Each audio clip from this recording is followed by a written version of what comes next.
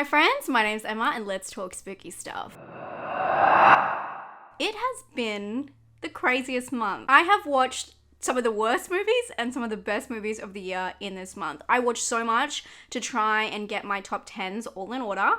If you haven't seen them, definitely check them out, but we're going to go into depth today. But first up, how do I watch all these films? Well, it's thanks to today's sponsor, Surfshark. Surfshark is a VPN, which stands for Virtual Private Network. Not only do they encrypt all of your data and protect your identity when you're online, they also can unlock geo-blocked content. So say if there is a TV show, like The Circle, that you really want to watch in the UK, you can flip a switch and you're there. What I love about Surfshark is one, membership means you have access across unlimited devices. So not only do I have it on my laptop, have it on my phone, have it on my smart TV, I can have it anywhere. I love Surfshark and it is definitely worth taking a trial. Actually, they have a 30-day risk-free money-back guarantee. So if you aren't satisfied with it within that time period, you can get a refund, no questions asked. Check out Surfshark today by using my code SPOOKY and you get 83% off and 3 months extra for free. Guys, it is very much worth it and I love Surfshark. I use it almost daily. Thank you again to Surfshark for sponsoring this video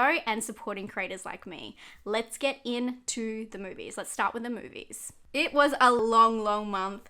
And if you didn't know, I use Letterboxd. I always link it down below if you wonder how I'm showing you this. I get a lot of questions about that. I use Letterboxd and you can find me on there under Spooky Astronaut. Forgot the S. I cannot believe that this was at the start of the month. It feels like years ago. I watched Violent Night. I did do a review on this one. I did a Come With Me review where I take you to the cinema with me. I really enjoyed this one. I thought it was really fun and a very strange mix of wholesome yet edgy. And it's really interesting. It's very niche targeted audience because it feels like at times this movie is for a children audience. Like it's about Santa, it's wholesome, it's the spirit of Christmas, and then it's blood, guts, and violence. And this movie was really surprising how gory it got. If you've seen it, you know what I'm talking about. I also really enjoyed that in this film they paid homage to Home Alone and they didn't just try and rip it off, but they mentioned it by name, which I really enjoyed. Violent Night is of course about Santa that happens to visit a home that is experiencing a break-in and now Santa has to save the day. Super simple storyline, but very enjoyable. I watched A Wounded Fawn. This is like a surrealist horror movie that is on Shudder. This was not what I expected, and you can kind of see with the background up here, that's kind of more of what happened.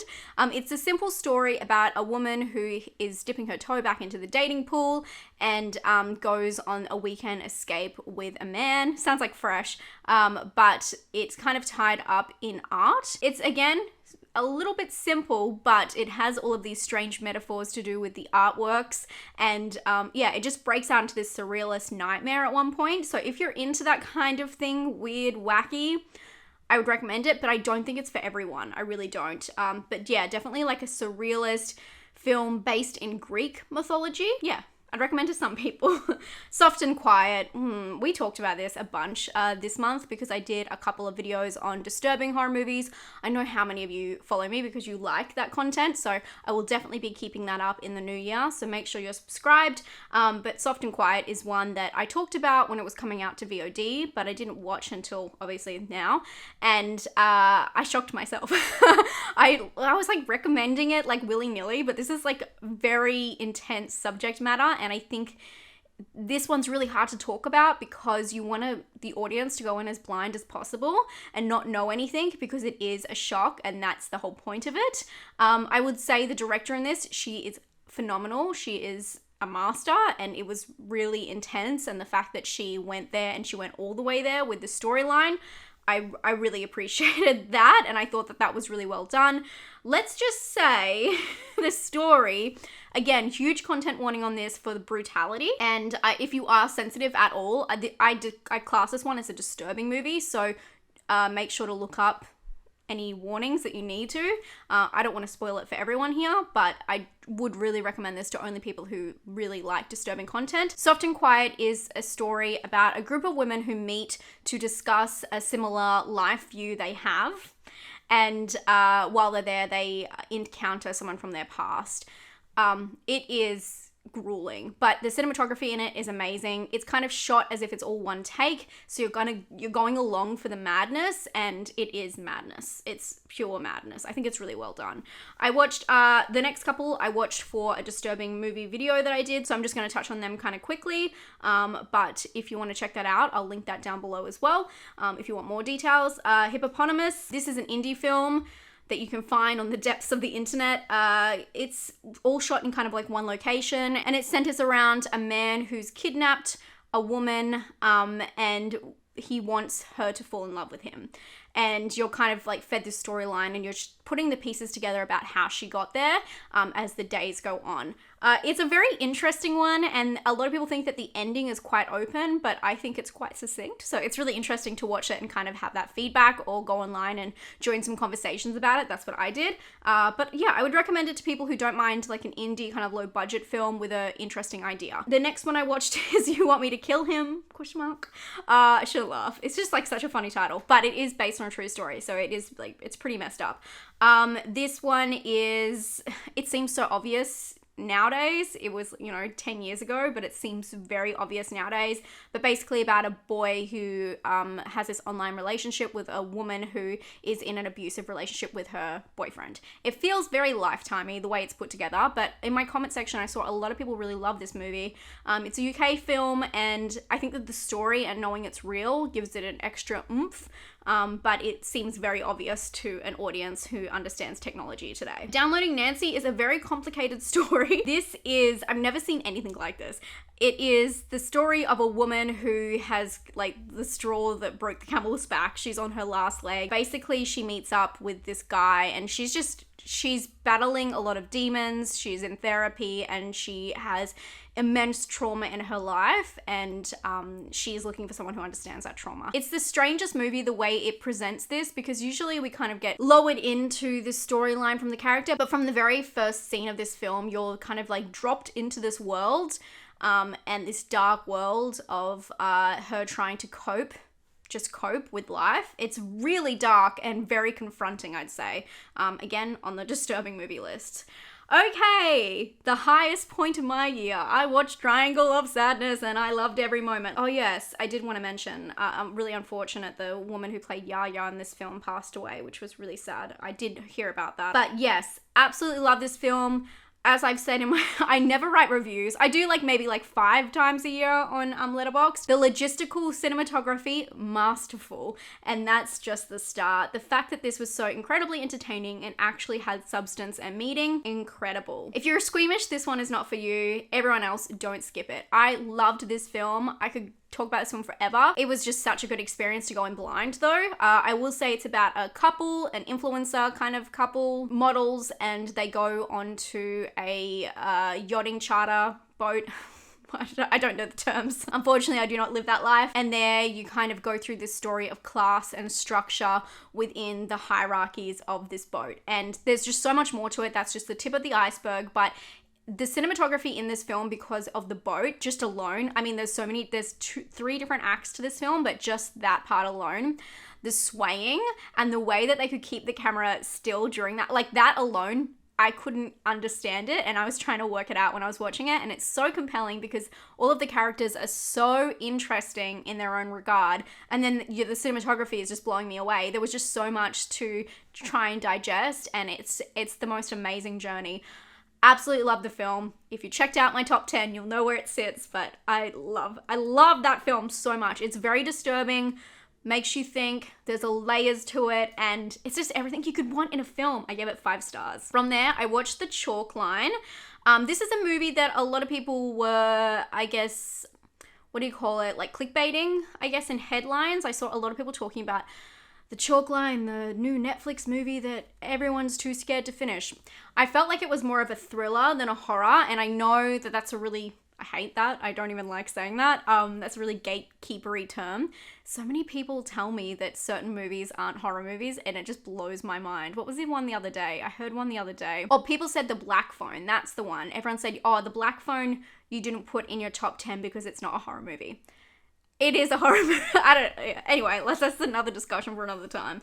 Actually, you know what? That's a discussion I will not be having. But The Chalk Line, I felt like was more of a thriller in saying all of that. The whole story is about they find this girl in the middle of the road and in the pitch black of night, and they can't figure out where she's from, and she only feels safe when she's inside a drawn chalk line. So it's about that story. It's more like a murder mystery. It's a Spanish film, so it feels very Spanish thriller-y to me. I have a whole list of Spanish thrillers. I absolutely love them. They do them the best, and this definitely fits in with that kind of crime thriller aspect. So would I recommend it? If you're looking for a Spanish thriller, yeah, it's fine, but it's not everything it's cracked up to be, and it's not as smart as I thought it was gonna be. I thought it was gonna be more of like a paranormal movie, but it's more crime thriller. So that's The Chalk Line. But it's on Netflix and it's fine. I watched Troll 2. I actually did a whole video reaction to this movie.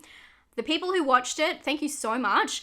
I had so much love on that video. Some of you said it was your favorite video of mine, but it didn't do very well, unfortunately. And it was really annoying because I really liked, once I figured out the setup and how to do that properly, I really enjoyed doing it. So I am thinking about doing maybe one more.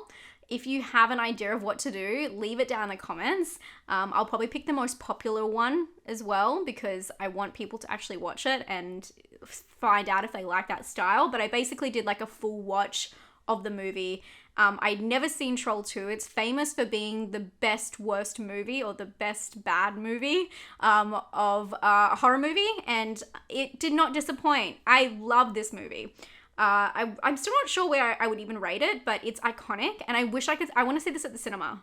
Can we this go in the cinema? Like The Room? I want to watch this one in the cinema with a crowd. Absolutely loved it. Jaw-dropping, and such a good movie to have reactions to. Loved it. I watched Don't Go Into the Woods. This was a recommendation of Eric, who is one of my patrons. We watched it together, a bunch of us. It's available on YouTube, by the way. It was just so funny to watch this straight after Troll 2 because it is a journey. It's a journey where lots of things start and nothing ends. So basically, this film, I don't even know how to explain it. Basically, it's about a group that go into the woods and then like a slasher. So there's like a killer. But it's nonsensical, great one-liners, very offbeat, crazy. And sometimes there's like a character that will be introduced and then they'll just disappear. So it was just like nonsensical madness. Great group watch, but by no means like a good film. I didn't rate this one because I wasn't really sure how to rate it because it was just a group watch activity. I think I'd probably give it like a 3 out of 10 or a 2 out of 10. That's not the lowest I did this month. I watched The Offering. Okay, I'm gonna be quick about this one. It's coming to VOD and in select cinemas in January. I did a Come With Me that I put on my Patreon. So I know I'm always plugging that, but I do a bonus video every single week on my Patreon, so I talk about it. If you do want to join, it's only $2 a month, and you get bonus videos basically every week. But I figured out that I knew the director of this film, and I've actually done an interview that's on my channel for Oliver Park. So I was rooting for him, and this came through on a film festival, a horror film festival called Monster Fest in Australia. And I was like, oh my God, I gotta get tickets to this. And then I realized who the director was. So I was even more invested. Did not enjoy it. It was not my favorite, was not my jam. And yeah, a little bit of a letdown. Great poster though. Loved the poster. It's about a son who goes back to visit his father, who is Orthodox Jewish, and his father owns like a morgue and does like the traditional way of passing, and he goes in there and helps his dad with one of the bodies, which happens to be the wrong choice because this body has something going on with it. I love like the cultural aspect of this. A movie that's done this kind of idea really well is The Vigil. If you have not seen it, I highly recommend it. It is chilling. Love that movie. This movie, unfortunately, instead of shining with representation and having all of these interesting ideas, because I don't know too much about the Jewish faith, I find this stuff really interesting. It fell back onto cliches. It had a pregnant wife, had a ghost girl, just all of these like random things, and yeah, it was really cliche. So did not enjoy that one. I would not recommend it. Another one I have a weird connection to, The Christmas Tapes. This is done by a local filmmaker who is in LA, but they grew up in Perth, Australia, where I am. So they hold the premiere in Perth for all of his films. He also did Infrared that came out this year. The Christmas Tapes is an anthology starring Greggy from The Room, and it's about a guy who comes into a family's house who are having Christmas Eve together and basically holds them hostage and makes them watch these grueling tapes that he's brought along. It is funny, tongue-in-cheek. I didn't take it too seriously. But where I saw it, at the cinema with a bunch of people who know the filmmaker, it was really funny and everyone was laughing along and it was awkward. And I felt like it was intentionally awkward and like satire and has lots of Australian isms like put into there, like just the way they interact and the weirdness. But after watching it, I recommended it to my friend Rob. Hi Rob, if you're watching. And he said it does not work. At like a home viewing, it does not work the same. And I could totally understand that because it is kind of like The Room or movies like that where if you watch them, you're like, what is going on here? But when you watch them with a crowd, it really comes to life. So I actually enjoyed this anthology. It was way better than I thought it was going to be. And I thought some of like the special effects in there were really cool. And the stories, they're very like improvised, off the cuff, you could tell. And it's all found footage, I should say. So it felt like it had that really like low budget found footage kind of feel, and that does not work for everybody. So it's hard for me to say whether I'd recommend this or not. I see like a couple, I've seen Ben here, my friend Ben, he gave it 3. So yeah, I don't know, proceed with caution, I would say, but I enjoyed it. From there, I watched Marcel the Shell with Shoes On. This was a premiere that they had, but it's still not out in Australia, even though this is from 2021. This almost made my top 10 as well. I loved this film. And yeah, I think it's out in January here, wide release. I can't remember, but absolutely cute. I know a lot of people in America have already seen this. It's been out since June. And so, look at all these 5 stars. I love that. It's the cutest movie. Honestly, so cute. You can't really fault it. I think I gave it a pretty big high. Yeah, I gave it 4 stars. I think it's a fantastic movie. With what it was trying to do, it was so well directed. This is the cutest story about this little shell thing.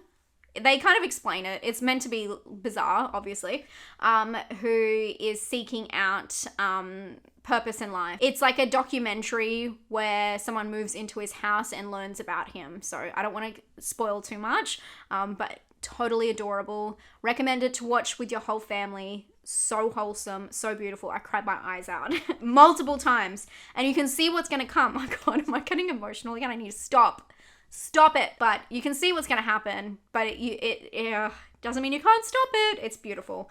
Highly recommend. I watched Basket Case and Malignant. This was for a Does This Offend You stream with Nightmare Maven. Basket Case is very interesting. I really like that movie until the very end. I'm like, that last scene.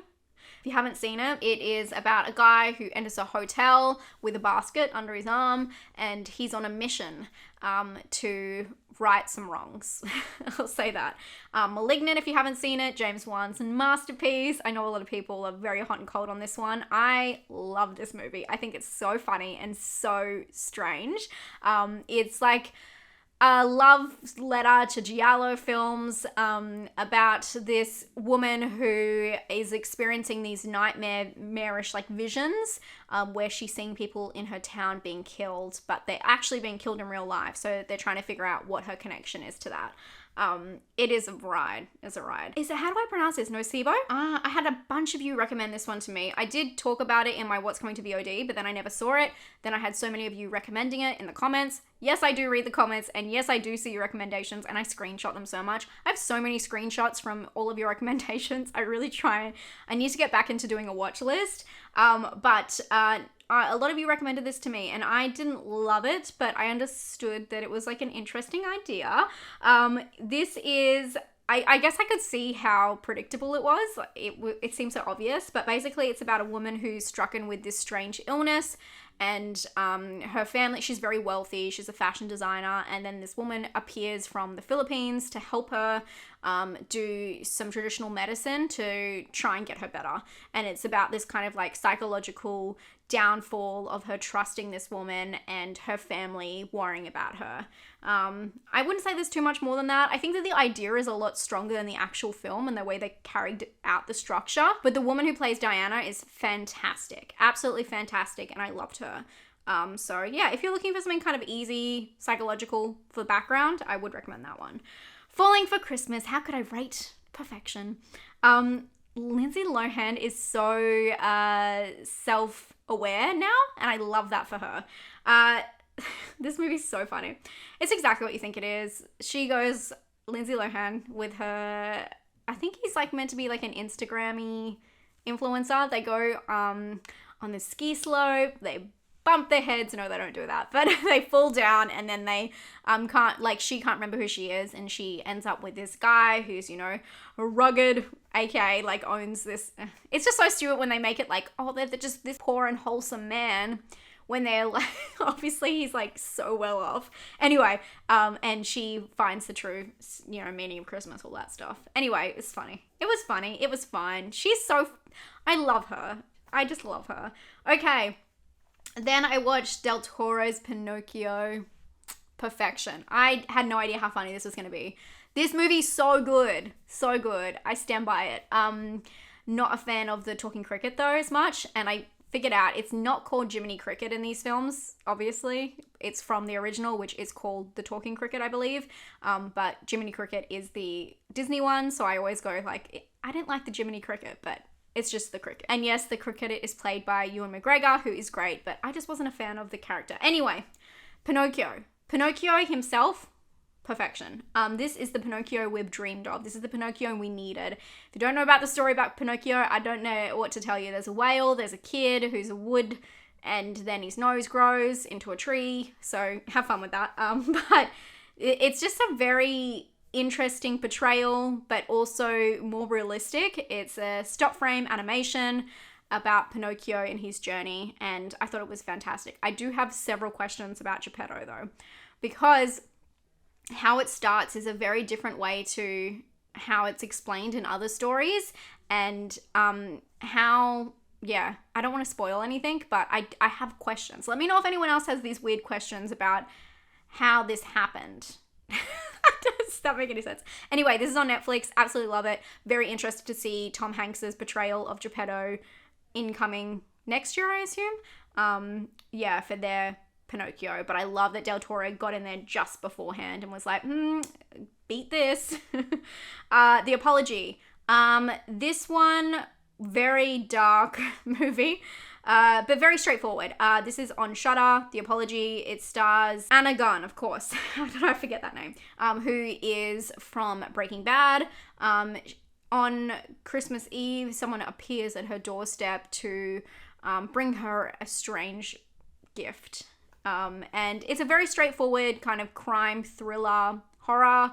And if you're looking for something, I mean, we're past the Christmas vibes now, but I think it has interesting Christmas vibes because it's a really dark tale and there's all these like sparkling lights in the background, but a very simple movie. I still thought it was thrilling, and it poses a lot of questions about what you would do in that situation, which I think is good. I watched The Nanny. I unfortunately had a spoiler, which is my own fault.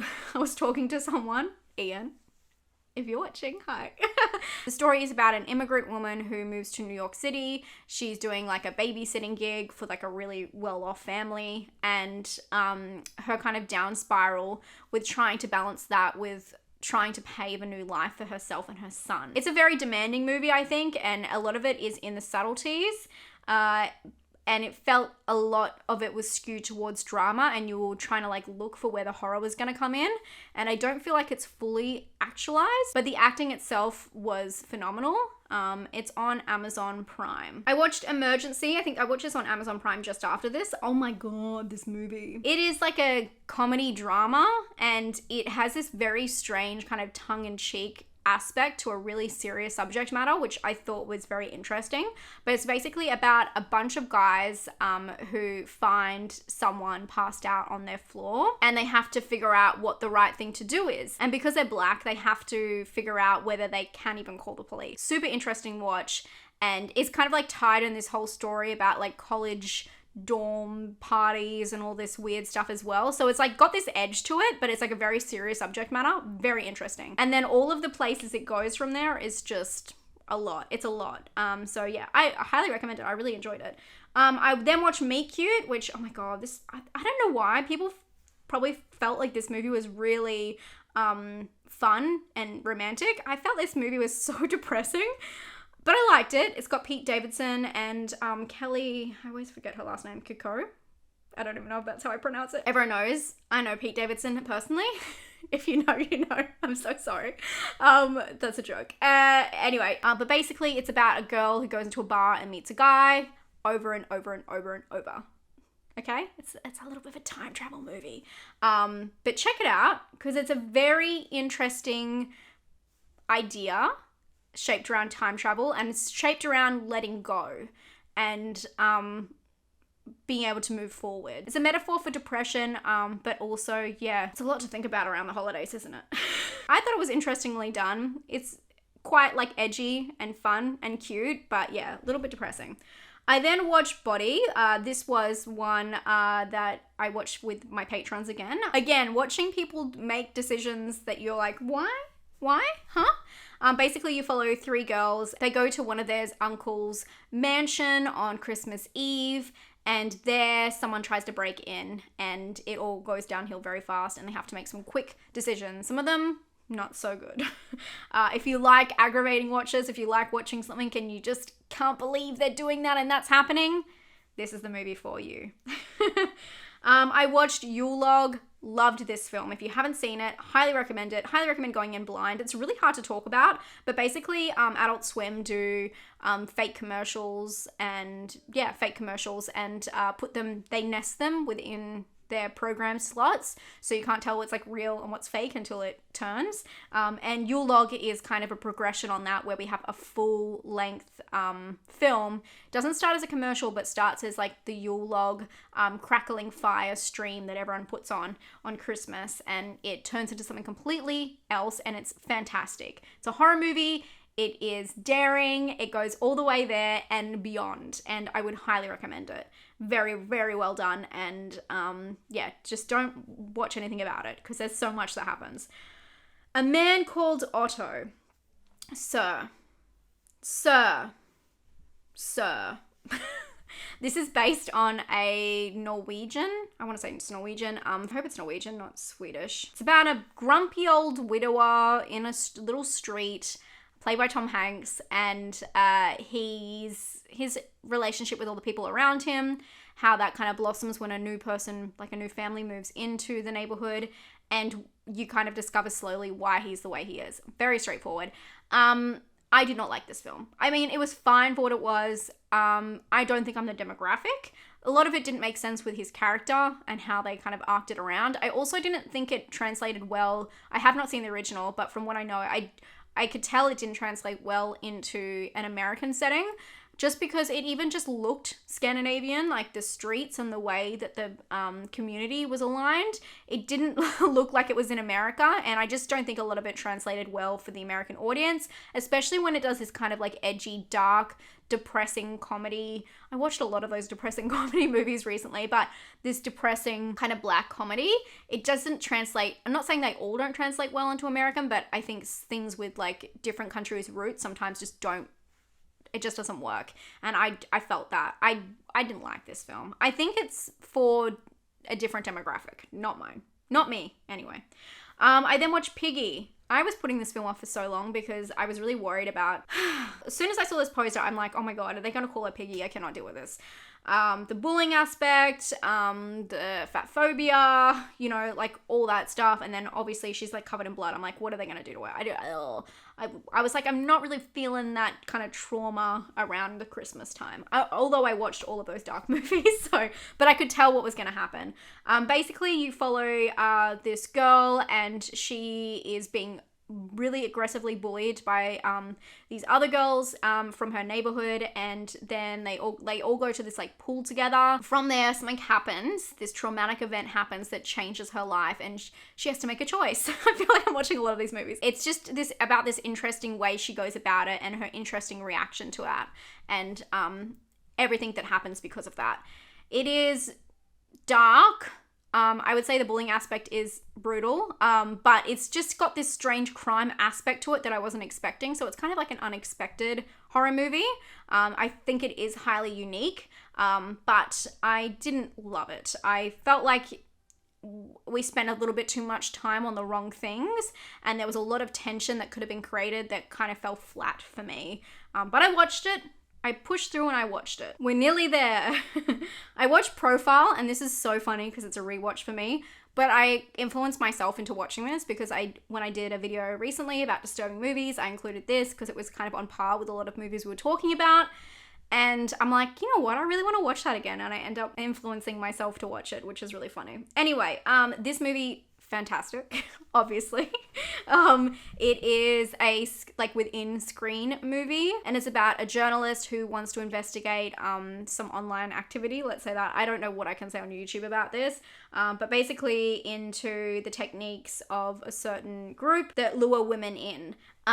It is a fantastic in screen where you're kind of following her journey and her total breakdown of identity. It's really, really interesting. I highly recommend it. It's probably not what you think is going to happen, but it's just really interesting to watch that. And the music in it is really good as well. Highly recommend. I watched The Banshees of Inisherin. I hope I say that correctly. I always worry about the way I say that. This one I talked about in my top 10. I gave it away, but this one is set in Ireland on the tail end of the Civil War.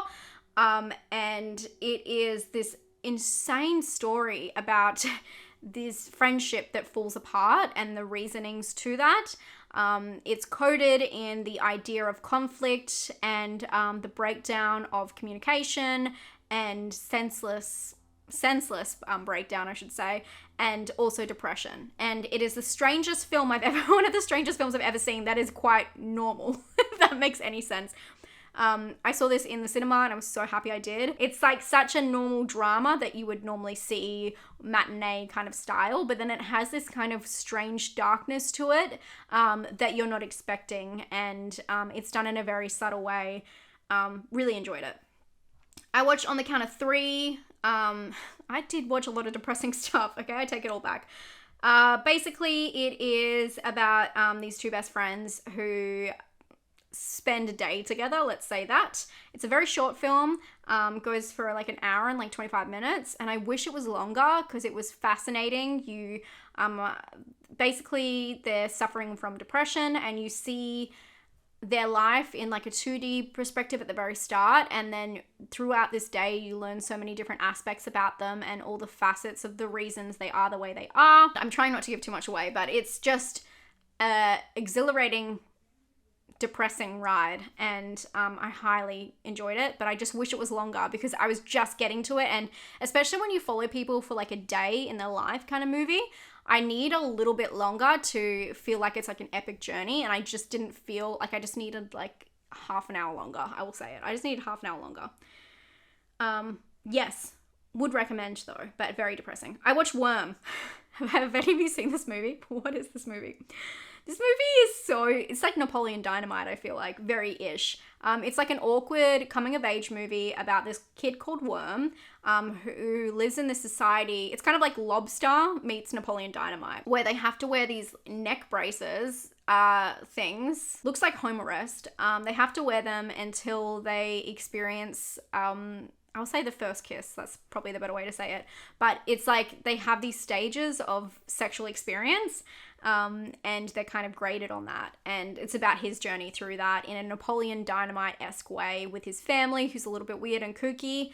Yeah, very strange movie, cool concept. The acting was really well done. But yeah, so if you're into weird stuff, check it out. I then watched Decision to Leave. Okay. It took me a little bit to understand this movie. And it's all plain to see the metaphors on the poster, so I wish I had paid attention to that. It took me a little bit after. I thought that this movie was well done. The pacing, I thought a lot of people said, oh, the pacing is so bad. And I'm like, what do you mean? I thought they meant it was really slow. But it's just all over the place. The movie starts and the editing in this film is fantastic. But it short circuits your brain in a weird way where you're not expecting it, and the way it goes up and down and up and down, I think, is the pacing issue that people talk about. But I assumed when people complain about pacing, they think things are really slow. So it's not a slow movie at all, and it is quite a long movie. Yeah, just over 2 hours, but I think that is totally fine. It's a movie that is drenched in a metaphor, by the way. And you can see the metaphor right here. The mountain and the sea. I think that's really important to think about when you're watching it. And it's about a cop who is investigating a woman for the murder of her husband. It's a journey over a couple of years. That's like the time frame of it. And they're kind of like back and forth relationship. It's not what I was expecting at all. And I thought, yeah, the editing is superb and it was really fun to watch in that regard. But I don't know, I just didn't think it was a masterpiece. I didn't think it was a masterpiece everyone was saying it was. But I think it's a good movie. And I saw someone say that it was quite complicated for what it was. And I think that rings some truth to it, where it seems like this epic journey, but really on paper, it's pretty simple what actually happened. It's not like a movie like The Handmaid, which is a fantastic movie, that needs that time to really sink you into different characters to have the blows it does. I feel like this movie has blows that, I don't know, that don't need this whole, not that it's revenge served cold, but don't need this whole time and gap to make it epic. It seemed a little bit more simple than that. I don't know if people agree with me. I still really liked the film, don't get me wrong, but I just wanted to explain why I didn't give it a high score. Vortex, love. This is a really, really sad movie. Gaspar Noé, one of my favorites, and about an elderly couple who are experiencing their kind of final days, and they both suffer from dementia. It's a really sad movie, very slow and drawn out, but very realistic and very pure. Yeah. If you want to hear more about the movies, my favorite movies from the year, not horror movies, I did do that top 10 just to remind you. That might be in there, might not, might be in it, might not. Okay, everyone take a deep breath.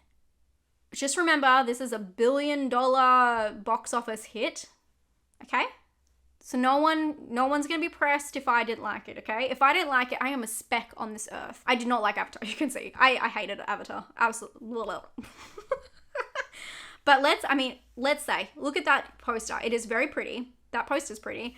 I didn't find the movie itself to be that beautiful, but let's take into account subject matter, not really into like war kind of fighty movies, action movies, not into sci-fi a lot. I do like some sci-fi, but I'm not super into it. Fantasy, not super into that. Sometimes love Lord of the Rings. It just depends, but I don't connect to any of these characters very well. And even when intense stuff happens within these stories, could not care less. More interested in looking at like the animation or like the CGI and the way the graphics came together, which I think is beautiful. And I don't think they get enough credit for that because it's sunken by this story that I just cannot. The story, so boring. So boring. I went in there prepared to watch just a pretty thing and not care about the story, but it was honestly a little bit worse than I expected. Again, if you liked it, totally fine. So if you're gonna pull me apart in the comment section, go right ahead, that's totally fine, but just keep in mind, I'm just one gal. I'm one gal in a sea of Avatar lovers, and it does not change the movie and how you love the movie. But to be fair, I didn't really like the first one either. I went and saw this with my husband because he really wanted to see it in 3D at the cinema. And I said, okay, well, if you want to book the ticket, and he did it. He booked the tickets, which he never goes to the cinema. So of course I went with him. And I made sure I was stocked up. I had beer, I had lollies, I was like ready to go. But yeah, it just didn't work for me. And then interesting enough, he didn't like it either. So that's that on Avatar. I love the graphics, and I'm not a big fan of 3D, to be fair anyway. I do take my glasses off during periods of the film because it just annoys me sitting there for too long with it. I would just really love to see A24 in 3D. Could you imagine what they could do? But yeah, I don't know. Just it wasn't for me. And I don't like it. And no thank you. No more Avatar for me. Okay? I know. And if then a 3 comes out, tell me. Remind me. Do not go see that because it's not for me. Okay, TV. I watched Wednesday. I think I finished this at the end, I started it at the tail end of November, so I don't think I've spoken about it here. I really enjoyed Wednesday. I just think that Jenna Ortega was perfect for this role, so I was really into that. I liked all of the casting choices. I know people had a problem with that, but I really enjoyed them. But my issue was it was very centered on this kind of Harry Potter-ish world. And not that there's anything wrong with that, but I think that the fun with the Addams Family is seeing them as like a juxtaposition between like the real world and how like Wednesday sticks out because she's like super goth and, you know, in the hallways and all that kind of stuff, and in the school, and seeing her interact with like normal people. And I was so excited in the first episode where they show some of that, but it's just like a little montage and that's it. I thought it was fine. I mean, it's for young adults. It's not for me. I'm not a young, am I a young adult?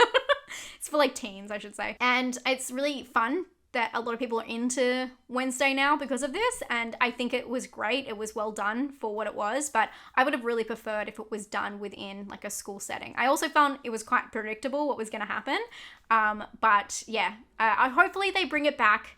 I'm sure they're going to do season 2, but it would be really cool to see her out in the real world a little bit instead of like in this fantastical scene with like werewolves and sirens and all that kind of stuff. I don't know if anyone else felt the same, but that's just how I felt about that. White Lotus season 2. Can you hear? Can you hear that? The theme song that's playing in my head. If you haven't seen season 1, it is about a hotel chain basically now, because there's like multiple seasons for the wealthy and how they interact within these like small little towns and just all of the different people. It's like, I've said this before when I was talking about a movie in like my top 10. It's like all of the unspoken truths that humans have and all the darkness floating to the surface. Basically, every single season starts with like a dead body, and then you try and figure out, they're all in utter chaos and they're all paddling water, treading water, trying to gasp for air. Yeah, just get through this situation that they're going through. And it's all the different people who come to the resort, and then the people who work there, and everyone who's involved. And so you're kind of guessing who's gonna die by the end. And it's just a very strange, satirical drama comedy, and I love it. And I just loved season 2. I can't say too much about season 2 because I don't want to give anything away. So yeah, really enjoyed that. And I really hope they keep coming back. I saw that some people said that it's meant to be the 7 deadly sins. I know that the writer did not know that there was going to be like renewed, but I really hope they continue with that, with the first season being greed, this one being lust. I just cannot wait to see what's next and where they're going to go in the earth. Where in the earth? I wonder if they'll do Australia. Please don't. And then the last show I watched was a total mistake. I was sitting around cleaning my house and I put on the first thing that came up on my Netflix recommended, which was 28 Days Haunted. This show was so cringe that I could not look away. Basically, it's about like these different groups of people who say that they're, it's not like I don't believe this, but oh my God, that say that they are like a medium, a ghost hunter, like demonology expert, all of these different people, and then like tech expert, and they put them in different places where these crimes have taken place, and they tell them to like predict what happened and try and like clear the energy. And they spend 28 days there. It is like tied into the Warrens. Like I think it's their son-in-law who like made this, like involved in the series. It's just like a weird tie, but it's basically meant to be part of the Warrens theory that if you spend 28 days in one location, then you have like this portal. Anyway, it's very unfortunate. It's like the weirdest reality TV show because it's so highly produced as well, where they just look, the people in this look very sad, and it was a very interesting way of just, I watched it more from the psychological component where these people kind of tricking themselves into something happening because they're on camera, and it just was very sad that was happening. I don't want to say too much because I don't want to, like, I'm sure these people are very nice people in real life, but it did not make them look very good. It made them look a little bit unhinged and a little bit like attention seeking, and it was a wild ride, and I cannot believe I watched all like 8 hours of it. It's something that happened to me against my will. Okay, the ghost took over. Anyway, very strange experience. If anyone's watched it, let me know what your thoughts were. But yeah, I just had to throw that in there. I wasn't sure even to mention it, but yeah. And I also still have been watching Jersey Shore. I'm not making myself look good. And I started watching Family Vacation. I think I'm up to season 3. Very good. Was not expecting that, and that's why I wanted to mention it, because I'm sure, just like me, a bunch of you probably watched Jersey Shore, the TV show, and never watched the Family Vacation reunion thing. It's very good, so check it out. Anyway, that is everything. This is a super long video. I told you I watched a lot in December, and a lot of random stuff. I was all over the place. Very dark though. But thank you so much for being here. Thank you for another year. And I'll be back very soon to talk about what's coming to VOD. So don't worry about that. I'm here for you 2 times a week, every single week, talking about horror movies, talking about thrillers, giving you a lot to put on your to watch list. And next year we're going to be talking about a lot more disturbing stuff. I just can't wait. We have so much to get into, and I hope you're all having a fantastic day. I hope if you had the holidays, you celebrated them, and you're recharged, ready to get spooky for a new year. Stay safe and stay spooky. Bye, friends.